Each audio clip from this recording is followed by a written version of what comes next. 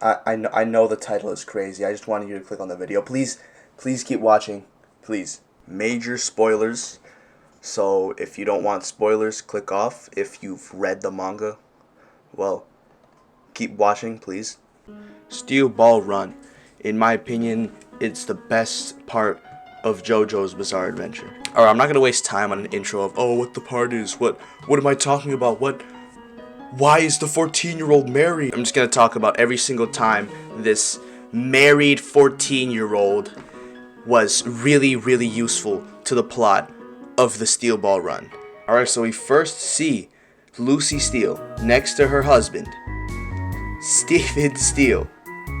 Mind you, Stephen Steele is 53 years old, okay? I don't think if your age goes into your partner's more than 3 times, you guys shouldn't be together. But that's just me though, right? Especially if you're under the age of 18. We see Stephen Steele just handling business as usual, like a grown-up, right? He's dealing with all these problems. But then right as this associate guy leaves the room, he dives into Lucy's arms, going like, "Wah! I'm so scared, what am I gonna do?" And then right after we see Lucy Steele comforting him, right? As if she's not the kid in this situation. Alright, over for the next few chapters, she's kinda like a more of a side character than actually helpful, just next to Stephen Steele, just commentating on everything, especially in stage 1 of this race.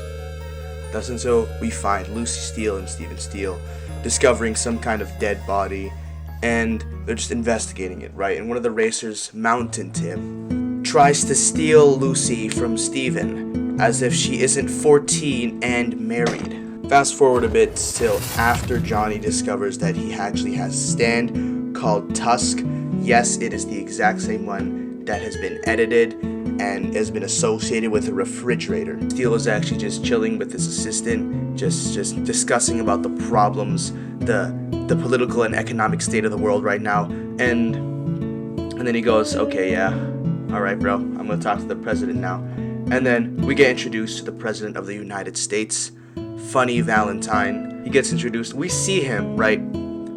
That's not the goat that's in edits. That's not the same guy. Why is he fat? Turns out Funny Valentine actually has a stand of his own because he possesses the heart of the Saint's corpse, which we see is bulging out of his chest like a cartoon. And Lucy Steele ends up eavesdropping on them, and she discovers that the president's plan is not the whole race itself, not any kind of money. He wants all of the Saint's corpse, and he will kill anybody to get it, including her husband. Alright, so we see Lucy Steele daydreaming and thinking out a window when she gets interrupted by a staff member for the Steel Ball Run, tutoring her for math. We also see that she's been learning lip reading from the same guy, so she wants to keep that a secret. She's really nervous about that since she wants to uncover the secrets of the president and save her husband. She then goes and sneaks into the mail tower, finds the pigeon, takes the pigeon, hides under the table because the president's coming to catch her, but she doesn't get caught. She stays quiet the whole time, and before the president could look under the tarp where she's hiding, a pigeon flies out and distracts everybody. Nobody knows that Lucy Steele's there. Everybody's distracted on the bird. Blackmore with his stand Catch the Rainbow walks around on the rain and checks the windows from the outside just to examine them. Lucy peeks outside. She gets spotted. She hides again, realizing that, oh no, I've been caught. She runs and hides in the bathroom before the agents break down the door and find only Blackmore in the room. She's in the washroom just all terrified. We see a rope come down from the ventilation, and we see it's Mountain Tim. Mountain Tim, he rescues Lucy. Blackmore then realizes that there's 2 people, one on the roof who helped Lucy Steele escape, and Lucy Steele, but they don't know it was actually Lucy Steele. Mountain Tim and Lucy Steele escape to this warehouse where Lucy Steele ends up venting to Mountain Tim. Mountain Tim says, you belong to another man, but I want to be of help to you. And Lucy Steele just rejects her. I mean, like, she's 14, dude. Mountain Tim then tells Lucy about Johnny and Gyro, who are actually also searching for the corpse parts. Lucy finds the spine using the coordinates, but Blackmore ends up following her and retrieving the spine instead. When Blackmore's holding the spine, he gets teleported to random locations, and then Is that who I think it is? He gets teleported back to the pole he was at, and Lucy Steele just opens fire on him, hitting square in the neck. Fast forward again, and we see Lucy and Blackmore make it to Johnny and Gyro. Blackmore and Lucy get this interaction where Blackmore says that Lucy's existence is a crime, which just it's kind of hurt her feelings, man. That's why you get killed later.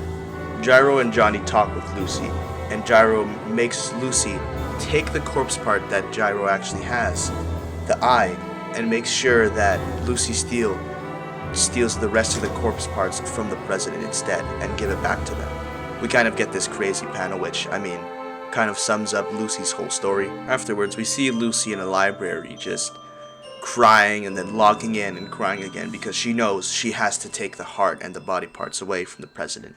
While she's in the library, she reads a few books and then borrows some books, goes outside, sits on a bench, and is actually approached by the president's wife, who is not 14.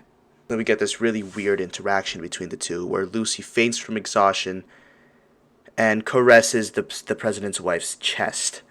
And then she goes, "Oh no, I'm so sorry," and then faints again, caressing her lips on the president's wife's neck. But then the second president's wife's freaky decides, "Oh no, it's fine. It's fine." We get this funny interaction where it's like, "This woman, I'm certain of it. I know now for sure the Scarlet Valentine, the first lady, likes other women." The president's wife and Lucy Steele end up hanging out together. Fast forward a little bit, because we then get the scene where the first lady decides, "Lucy Steele, sit on my face. Sit on me with that cute butt." Thankfully, Lucy Steele had spiked her drink before, and she falls asleep instead of engaging in more freakiness, before the manga could be rated 18 and above. Lucy Steele uses the borrowed stand, a cream starter from Hot Pants earlier, to disguise herself as the First Lady to get close to the president. Then the president becomes suspicious, saying, "This is the first time you've come into my bedroom." Just then, Lucy spots the Tubular Bells stand working. The president then yells at Lucy Steele, asking why she isn't responding, to which Lucy responds that she's just freaked out by all the balloon animals. The president's satisfied by just hearing her voice, but she realizes that time's running out, so she ends up just bolting towards the president.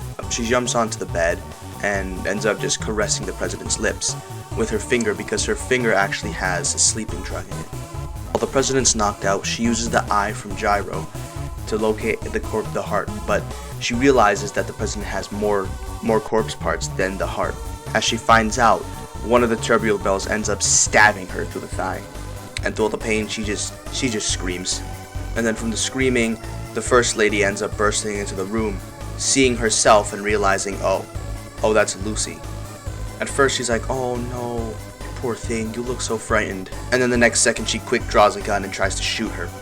Lucy locks in and runs towards the First Lady, but then she gets shot in the leg. So despite the bullet to the leg, she does take the First Lady down and pushes her into the washroom. They're chased by the Tubular Bells, but the Tubular Bells end up getting locked out, just trying to break in. And then they have a big fight. The president wakes up, but then a bunch of the guards try to burst into the washroom. Meanwhile, the Tubular Bells successfully break in and end up attacking Lucy. Lucy, now super desperate, puts the cream starter stand onto the First Lady, so the Tubular Bells end up just ramming themselves into the First Lady's head, leaving this really bloody scene. I don't actually think I can show this on YouTube, but I'm just gonna censor it just in case. You see that Lucy actually successfully stole the corpse parts from the president, which then the president realizes. And Hot Pants shows up and ends up fighting the user of Tubular Bells. I don't know his name, I forgot, I think it was like Michael or something. Hot Pants gets her hand sliced clean off, fragments just going everywhere. That is kind of gross. And then later on in the battle, it turns out those same hand fragments went inside of Michael's body. Hot Pants warns him that if he tries to blow up the balloons using the nails, his head will explode, but he ignores the warning. And guess what happens? That's right. His head exploded. Somehow, Hot Pants escapes to the drainage system. Lucy Steele is still disguised as Scarlet, or the First Lady, and lower more suspicion, she gives the president at least one of the corpse's arms. Okay, I'm gonna talk a lot quieter in this next segment because it's pretty late at night. and I don't want to wake my family up to yell at me again. Now, after all of this, I'm going to rate Lucy's contribution for each part that she was in out of 10. 1 being didn't help at all, and 10 being she did perfect. It was all about her. Alright, so for stage 1 of the race, I'll give her a 2 out of 10. She was really just commentating on the whole thing. She wasn't really doing anything until she found out about the president's corpse part, which was the heart. Next is when she was stealing the pigeon's letter, which was the coordinates for the next corpse part, which was the spine. I'll give her a 7 out of 10. She didn't do a lot. Johnny and Jiro fought Blackmore in that arc, although she may have shot Blackmore. Even though he didn't die, she still did some damage to Blackmore. And she successfully got the coordinates and retrieved the spine. Now for the Tubular Bells arc, I'm going to give her a solid 9 out of 10. She did really, really well. She not only successfully sedated the president and the first lady, but she also helped with fighting alongside Hot Pants against the Tubular Bells user, Mike O. Plus, her quick thinking on somehow really using Cream Start in a smart way, even though it isn't even her stand. She successfully transferred the stand over to the First Lady right before she was about to get killed, so instead of the Tubular Bells attacking her, the Tubular Bells instead ended up killing the First Lady. So yeah, these are the final rankings of each part of where Lucy was in. I will make a part 2 of this featuring the rest of the parts where Lucy helped in and where Lucy was contributing to the entire plot of this story. But until then, like and subscribe to this new channel, subscribe to our main channel, and yeah, see you guys in part 2.